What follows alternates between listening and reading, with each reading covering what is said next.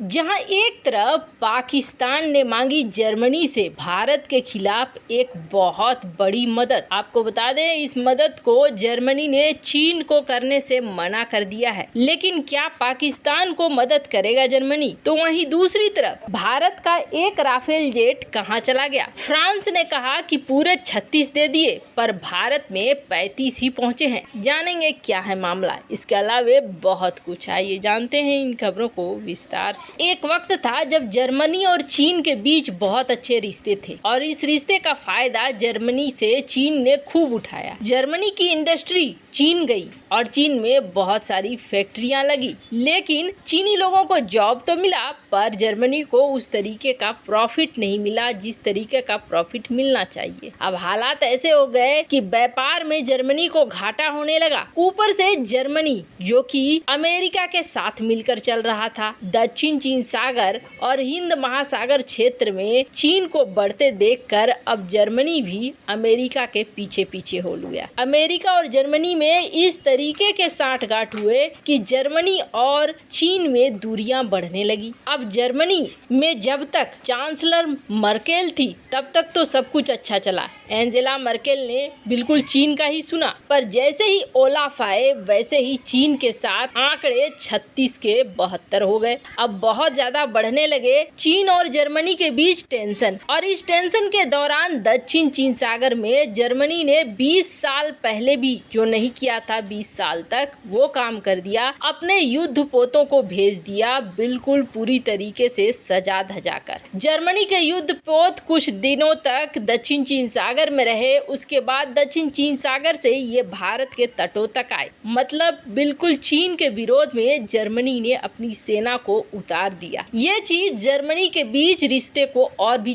कड़वाहट में बदलती चली गई। जर्मनी और चीन के बीच रिश्ते इस हद तक खराब हो गए कि जर्मनी ने चीन को मना कर दिया इंजन देने से। आपको बता दें, चीन जो सबमरीन्स बनाता है, उन सबमरीन्स में जर्मनी के इंजन लगे होते हैं। अब जर्मनी ने जो इंजन मना किया, उससे असर ये पड़ा कि एक तो चीन ने कई देशों के डील की थी सबमरीन्स बनाकर देने को, और अब इंजन नहीं मिल रहे हैं। चीनी इंजन पर कोई भी भरोसा करता नहीं है। ऐसे में जिन क्लाइंट्स के साथ डील पक्की की थी, चीन ने वो क्लाइंट्स अब धीरे धीरे साथ छोड़ने लगे। अब ऐसे में ही पाकिस्तान भी एक क्लाइंट बना था। पाकिस्तान को भी चीन को देना था सबमरीन। अब पाकिस्तान मक्खन लगा रहा है जर्मनी को कि किसी तरीके से 4 जर्मन इंजन मिल जाए, ताकि जो चाइनीज सबमरीन है उनमें फिट करके पाकिस्तान अपने देश में इस्तेमाल कर सके। अब पाकिस्तान ने पूरी लॉबी यूनिट लगा दिया है जर्मनी के अंदर, जर्मनी को मनाने के लिए कि आप किसी तरीके से आप 4 हमें इंजन दे दो, हम चीन को नहीं देंगे, हम यहाँ अपने ही देश में इसे असेंबल करेंगे। अब देखना यह है कि क्या जर्मनी इस बात के लिए हाँ करता है, क्योंकि पाकिस्तान ने ये तर्क दिया है कि ये आप चीन को नहीं बेच रहे हो, बल्कि ये आप हमें दे रहे हो। सबमरीन्स भले चीनी है, लेकिन इस्तेमाल हम करेंगे। ऐसे में अब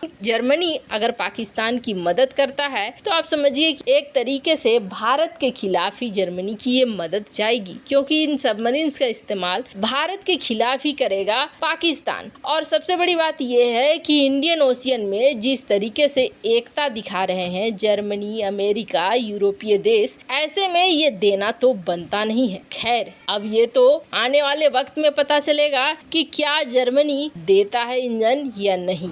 पर वहीं दूसरी तरफ एक बड़ा बवाल मच गया जब ये कहा जाने लगा कि भारत का एक राफेल जेट कहां चला गया है। फ्रांस तो ये कह रहा है कि हमने 36 राफेल जेट दे दिए, पर भारत में तो 35 ही पहुंचे हैं। एक जेट कहां गया? राफेल कितना महत्वपूर्ण है इसका अंदाजा आप ऐसे लगाइए कि भारत के एक राफेल से मुकाबला करने के लिए चीन अपने 3 फाइटर जेट को उतार रहा है, और इस तरह के पैटर्न बना रहा है कि भविष्य में अगर राफेल का इस्तेमाल भारत करता है तो एक राफेल को काउंटर करेंगे 3 फाइटर जेट चीन के। इसी रणनीति पर काम कर रहा है चीन ने अपनी नेवी को बढ़ा लिया है। अब नेवी में आप घटिया सामान कहें, अच्छा सामान कहें, वो तो युद्ध के समय ही पता चलेगा कि चीनी सामान कैसा होता है। वैसे जिन जिन देशों को चीन ने अपने हथियार बेचे हैं, वो तो बता रहे हैं कि चीन के सामान पर भरोसा बिल्कुल भी नहीं किया जा सकता है। और जिस तरीके से वैक्सीन के हालात बने हैं चीन के अंदर, अपने ही लोगों पर उनके अपने वैक्सीन काम नहीं कर पाए हैं, उससे ये साफ हो गया है कि